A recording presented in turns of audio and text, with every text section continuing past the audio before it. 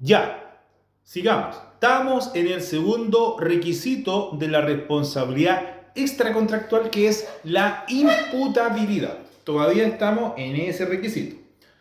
Dentro del requisito de imputabilidad, ahora vamos a estudiar las presunciones de responsabilidad o de culpabilidad.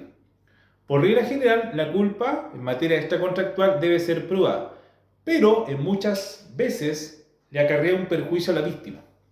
Y es por ello que el legislador establece tipos de presunciones.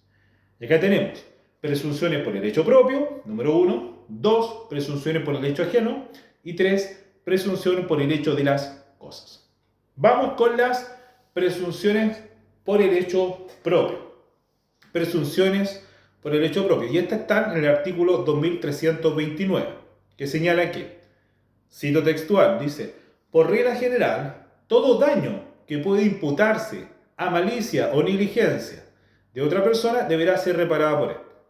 Son obligados a esta reparación: número 1, el que dispara un arma de fuego; 2, el que remueve la losa de una acequia; 3, el que obligado a la construcción o reparación de un puente lo tiene en estado de causar daño.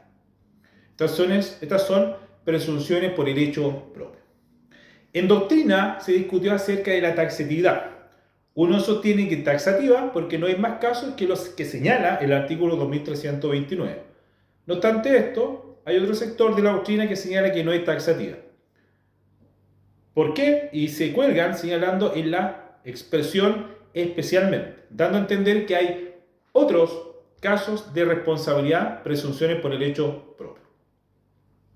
Ahora, vamos con las presunciones por el hecho ajeno. Presunciones por el hecho ajeno. La regla general es que se responda por los hechos propios. No obstante esto, el legislador en ciertos casos hace responsable a una persona por el hecho de otra. ¿En qué caso? Cuando hay un vínculo de subordinación y dependencia. El fundamento es que el principal omitió el deber de cuidado y vigilancia que tiene con su subordinado o dependiente. ¿Y cuáles son los requisitos para que opere la responsabilidad por el hecho ajeno? Número 1, que exista un vínculo de subordinación y dependencia. 2, que el vínculo sea de derecho privado. Número 3, que ambas personas sean capaces de delito o cuasi delito. 4, que el subordinado o dependiente haya cometido un ilícito. Y 6, que se pruebe la imputabilidad del dependiente. Casos de presunción por el hecho ajeno. El artículo 2320 dice: toda persona es responsable no solo de sus propias acciones, sino del hecho de aquellos que tuvieren bajo su cuidado. Y dice: así el padre, y a falta de esta la madre, es responsable del hecho de los hijos menores que habiten en la casa. Así el tutor o curador es responsable de la conducta del pupilo que vive bajo su dependencia y cuidado. Así los jefes de colegio y escuela responden por el hecho de sus discípulos, y los artesanos y dependientes por el hecho de sus dependientes. El artículo 2321 dice: los padres serán siempre responsables de los delitos o cuasi delitos cometidos por sus hijos menores que conocidamente provengan de la mala educación o los hábitos viciosos que hayan dejado de adquirir. Un sector de la doctrina, que está liderada por Javier Barrientos, señala que esta presunción debe encasillarse dentro de las presunciones por el hecho propio, ya que en este caso el padre o la madre está respondiendo por una conducta propia.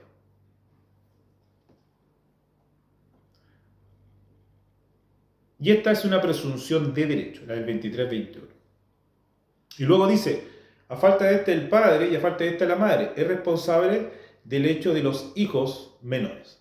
Esta presunción se fundamenta en el hecho de que el hijo, en este caso el padre o la madre, tiene el deber de cuidado respecto de su hijo. Por lo tanto, ellos son responsables. Estos son casos de responsabilidad por el hecho ajeno. Otro caso de responsabilidad por el hecho ajeno: el tutor o curador responsable de la conducta del pupilo. Y los jefes de colegio o de escuela responden por el hecho de sus discípulos. Y además los artesanos y empresarios por el hecho dependiente.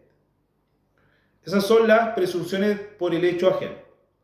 Ahora, vamos con las presunciones por el hecho de las cosas. Y estas pueden ser de tres tipos: presunciones por el hecho de los animales, número 1; 2, presunciones por las cosas que se caen o se arrojan de la parte superior de un edificio. Y 3, por las ruinas, presunciones por las ruinas del edificio. Vamos con el primer tipo de presunción por el hecho de las cosas, presunciones por el hecho de los animales. De aquí nos encontramos frente a distintas normas, el 23.26 y 23.27. ¿Qué quiere decir presunción por el hecho de los animales? El dueño de un animal es responsable de los daños causados por el mismo animal, aunque después se haya soltado o extraviado. O sea, es responsable, ¿ya? Salvo que puede imputársele a dolo del dueño. Esto es una presunción simplemente legal, porque se extiende a toda persona que tenga un animal ajeno, ¿ya? Otro caso es las presunciones por la ruina de un edificio. El dueño de un edificio es responsable frente a terceros de los daños que ocasionaría su ruina, a que haya sido por haber sometido las reparaciones necesarias o por haber faltado el cuidado de un buen padre de familia.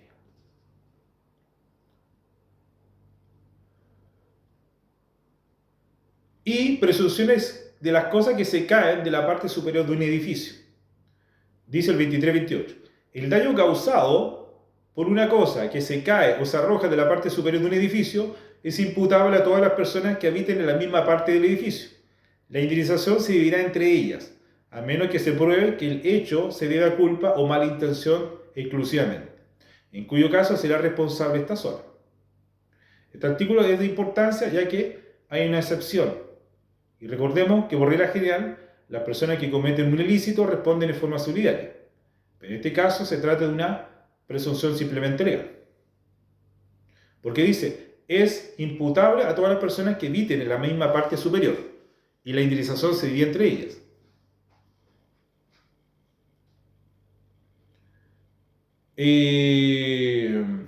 En cuyo caso será responsable. A menos que el hecho o la culpa se deba a mala intención de estas, y en cuyo caso se responderá a esta sola. Y ahí la responsabilidad es simplemente conjunta. ¿Ya?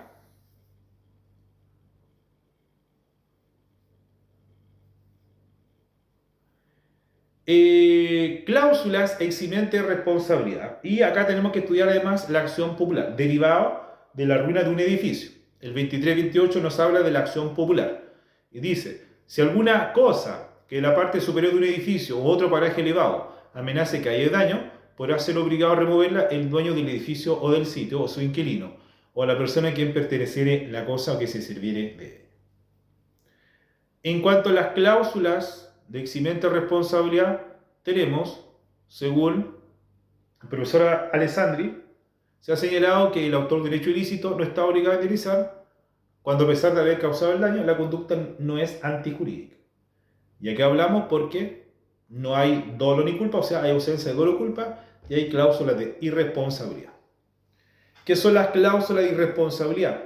Es aquella por la cual la futura víctima revela totalmente al futuro autor del daño su obligación de repararlo, si es que llegase a producirlo. Se ha discutido acerca de la validez.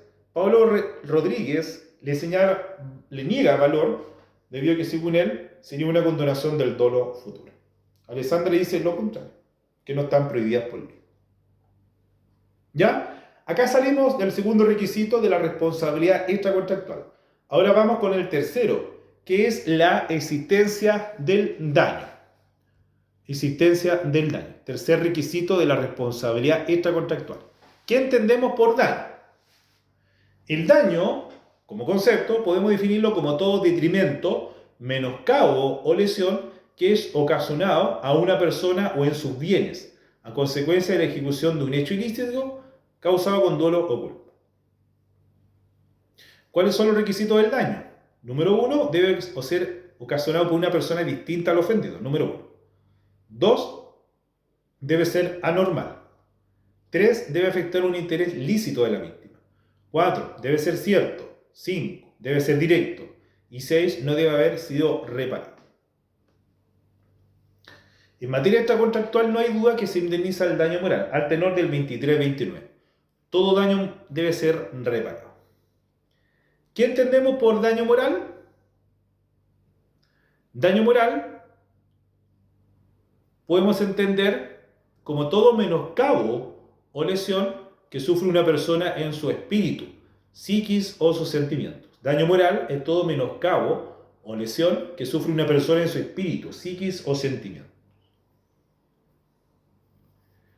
Otros dicen que el daño moral es cualquier menoscabo o detrimento a un derecho extrapatrimonial que puede sufrir una persona tanto natural como jurídica. El cuarto requisito de la responsabilidad extracontractual es el nexo causal. El nexo causal que se exige acá es que entre el daño y el hecho ilícito tiene que haber una conexión. Esto es, que el daño sea consecuencia directa de la ocurrencia de un hecho ilícito. Por lo tanto, si no hubiese ocurrido el hecho ilícito, no se hubiese producido el daño. ¿Y cuáles son? Aquí estudiamos distintas teorías. La teoría de la equivalencia de las condiciones, causa próxima, causa preponderante, causa eficiente y causa adecuada. ¿Cuáles son los efectos de la responsabilidad extracontractual? Genera la obligación de indemnizar a la víctima. En cuanto a la acción de responsabilidad extracontractual, es el medio que tiene la víctima de exigir la reparación del daño. ¿Cuáles son las características? Es personal, es mueble y es patrimonial. En cuanto a la titularidad de la acción, para determinar quién puede ser el titular de la acción de indemnización de perjuicios, hay que distinguir. Número 1. Daño material en las cosas. Puede pedir la indemnización no solo el dueño o el poseedor de la cosa que ha sufrido el daño, o su heredero, sino su usufructuario, el habitador y el usuario. Daño material. Y el daño material de las personas puede pedirlo la víctima inmediata y directa del ilícito y la víctima inmediata indirecta del ilícito. Cuando, con motivo directo del ilícito, la víctima principal no puede seguir proporcionando la ayuda económica. Y el daño moral puede demandarlo todo aquel que vea lesionado un interés extrapatrimonial. Por lo tanto, la acción la tienen tanto las personas naturales como jurídicas. En cuanto al hecho de la víctima o compensación de culpa, este está en el 2330. La apreciación del daño está sujeta a reducción si el que le ha sufrido se expuso a él imprudentemente. En cuanto al sujeto pasivo, artículo 2316, es obligado a la indemnización el que hizo el daño a sus herederos. ¿Ya? En cuanto a la extinción de la responsabilidad extracontractual, esta se va a extinguir por los modos generales de extinción, pero tiene algunas particularidades. Número 1, la transacción. La transacción puede recaer sobre la acción civil que nace de un delito, pero sin perjuicio de la acción criminal y solo produce efecto entre quienes lo celebran. La renuncia, esto permite al titular de la acción poder renunciar a ella. Y la prescripción, las acciones que concede este título por daño o dolo prescriben en 4 años, contados desde la perpetración del acto. Y con esto terminamos. ¿Desde qué momento se deben contar los 4 años? Si el hecho doloso o culpable no se produce en el mismo momento que el daño, y aquí hay que distinguir. Para Alessandri, los 4 años se cuentan desde la ocurrencia del hecho dañoso. Para Pablo Rodríguez, estima que se deben contar desde que concurran todos y cada uno de los presupuestos que conforman el ilícito civil. O sea, por lo que empiezan a correr desde que se produce el daño. Y con esto terminamos someramente lo que es la responsabilidad extracontractual.